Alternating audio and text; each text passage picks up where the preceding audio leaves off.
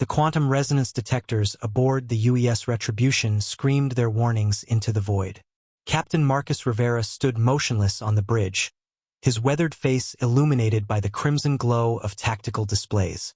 17 months had passed since the Zarathi had glassed New Eden colony, reducing 40,000 human souls to molecular dust in mere minutes. Now, the fleet of vengeance had found them. Contact bearing 27 Mark 15, reported Lieutenant Commander Yuki Nakamura from the sensor station. Zarathi Dreadnought class, accompanied by 12 escort frigates. They're maintaining standard patrol formation around the gas giant. Rivera's jaw tightened. The aliens had made New Eden into a mining operation, harvesting the rare isotopes from the planet's crystallized remains. They showed no remorse, no acknowledgement of the genocide they had committed. To them, humans were simply an obstacle to resources. Signal the fleet, Rivera commanded. Execute pattern Omega-7. Full spectrum jamming in 30 seconds. The Vengeance fleet consisted of humanity's most advanced warships.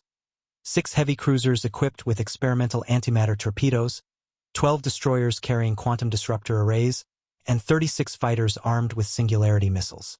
Each vessel bore the names of the dead from New Eden, their crew's volunteers who had lost family and friends in the massacre. Engineer Thompson at the power distribution console called out readings. Antimatter containment at optimal levels. Quantum field generators are synchronized across all vessels. We're ready for the jump, Captain. The tactical officer, Commander Elena Vasquez, highlighted enemy positions on the holographic display. Sir, their defensive grid shows a significant vulnerability.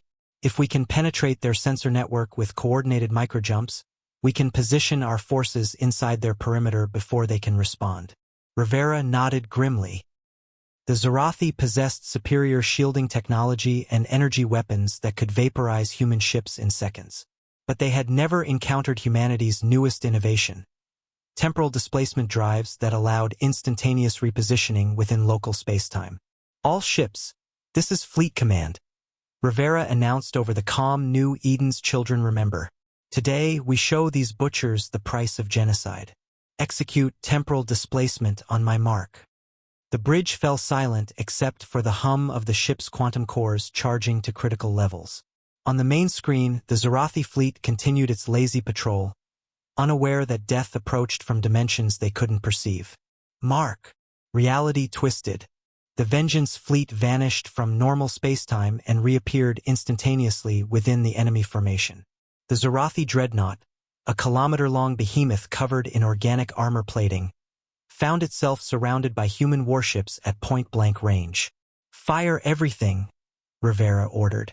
Antimatter torpedoes streaked across the void, their warheads designed specifically to penetrate Zarathi bioshields. Quantum disruptor beams tore through the fabric of space itself, creating cascade failures in the alien vessel's power systems.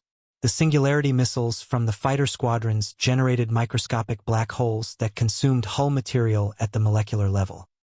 The Zarathi responded with desperate fury, their plasma cannons and gravitic crushers lashing out at the human fleet. The destroyer New Eden's Wrath took a direct hit, its hull splitting open like a flower of fire and debris. But the aliens were caught completely off guard, their formations shattered and their command structure disrupted. Within minutes, the escort frigates were reduced to expanding clouds of superheated gas. The Dreadnought, its bio-armor breached in dozens of locations, attempted to retreat toward the gas giant's gravity well. Negative, Rivera said coldly. Signal all remaining vessels. Focus fire on the Dreadnought's command structure. No survivors. The combined firepower of the human fleet converged on the alien flagship. Its death took 7 minutes. 7 minutes of sustained antimatter bombardment that turned the massive vessel into a miniature star before the explosion finally consumed it entirely. In the aftermath, as the Vengeance fleet regrouped among the debris, Rivera stared at the expanding fireball that had once been the Zarathi Dreadnought. New Eden was avenged, but the war was far from over. Somewhere in the darkness between stars, the alien homeworlds waited. They would learn that humanity's capacity for vengeance was as infinite as space itself.